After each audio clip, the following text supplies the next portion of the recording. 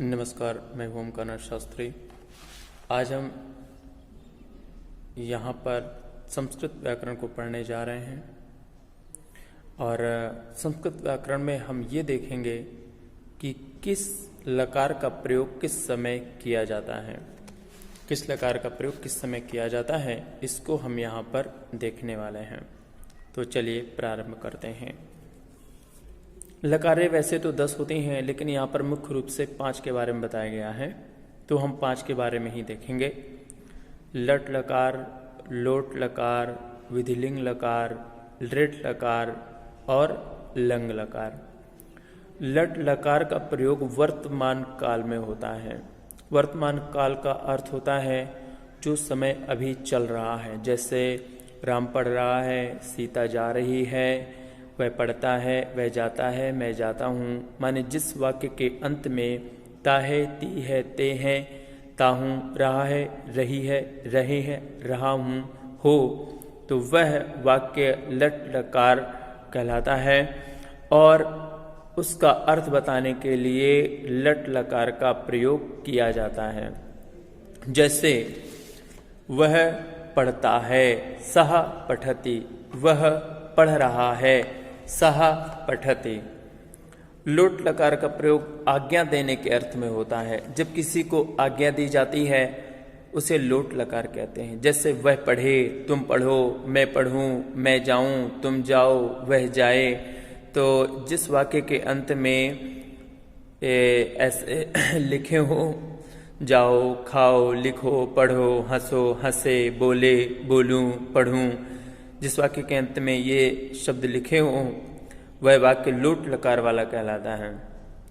तो वहाँ पर उसका अर्थ बताने के लिए लोट लकार का प्रयोग किया जाता है। जैसे वह पढ़े, सह पठतु, तुम पढ़ो, तुम पठ। तो यहाँ पर आज्ञा देने के लिए लोट लकार का प्रयोग किया जाता है।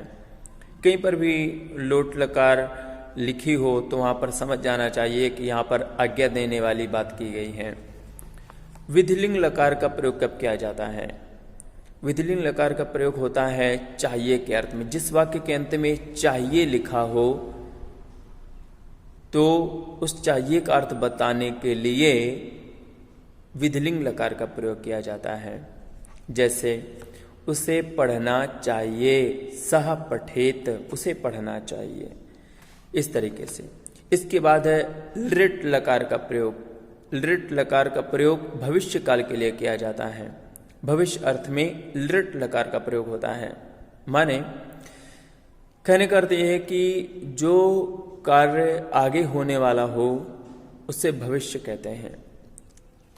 तो जैसे उदाहरण के लिए देख लें, पढ़ रहा होगा, हंस रहा होगा, लिख रहा होगा।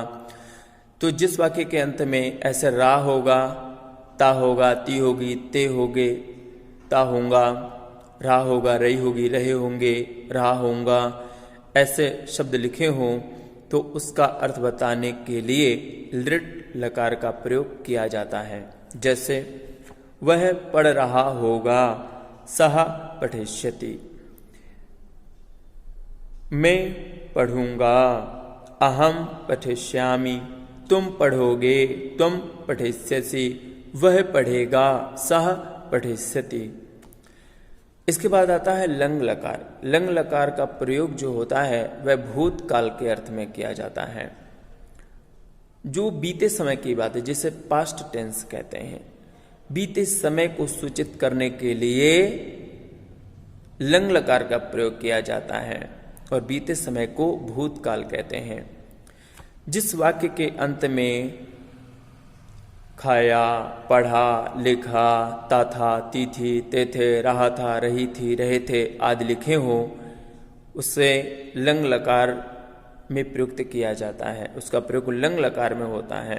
जैसे उसने पढ़ा, सह अपठत, वह पढ़ता था, सह अपठत।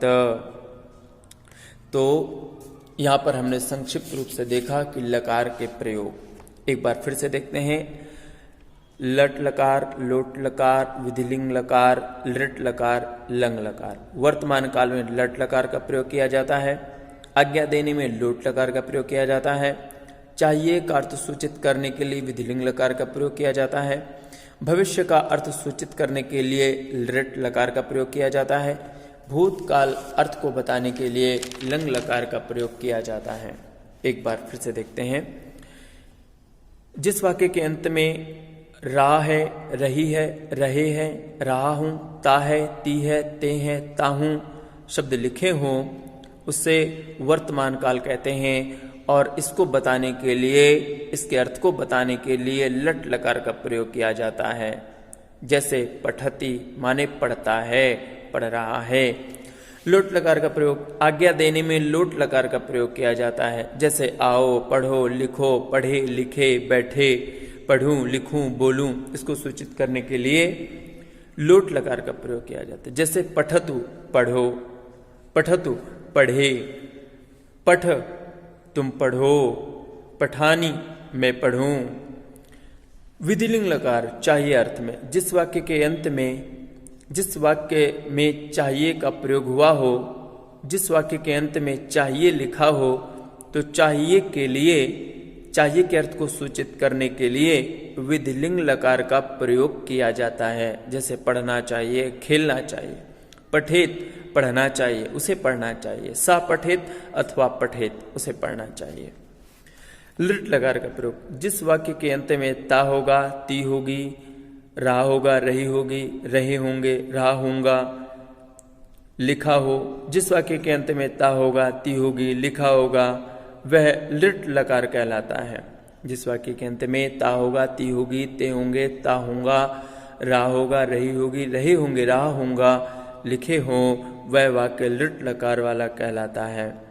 और इसको सूचित करने के लिए, इस भविष्यत अर्थ को सूचित करने के लिए लृट लकार का प्रयोग किया जाता है। जैसे पठिष्यति पढ़ेगा, वह पढ़ेगा, पठिष्यति, सह पठिष्यति तुम पढ़ोगे, तुम पठिष्यसि अथवा पठिष्यसि। अब लंग लकार किसे कहते हैं? वर्तमान काल को लट लकार कहते हैं, लंग लकार भूतकाल को कहते हैं। बीते समय को भूतकाल कहा जाता है। जो समय बीत चुका हो उसे भूतकाल कहते हैं। जिस वाक्य के अंत में ता था, ती थी, ते थे, रहा था, रही थी, रहे थे, सोया, पढ़ा, लिखा, हंसा आदि लिखा हो, वह वाक्य लृट लकार वाला कहलाता है। इस शब्द को, इस वाक्य को सूचित करने के लिए लंग लकार का प्रयोग किया जाता है। ता था, तिथि, रहा था, रही थी, पढ़ा, लिखा, सोया आदि को सूचित करने के लिए लंग लकार का प्रयोग किया जाता है। जैसे उसने पढ़ा, सा अपठत, तुमने पढ़ा, त्वम अपठः। इस तरीके से यहाँ पर हमने देखा कि लकार के यहाँ पर हमने मुख्य 5 भेद देखे। लट, लोक, लट, लोट, विधिलिंग, लृट और लंग लकार देखा। उसके हमने यहाँ पर प्रयोग भी देखे। तो अगली बार हम अगली विषय वस्तु को देखेंगे। तब तक के लिए आप सभी लोगों को नमस्कार।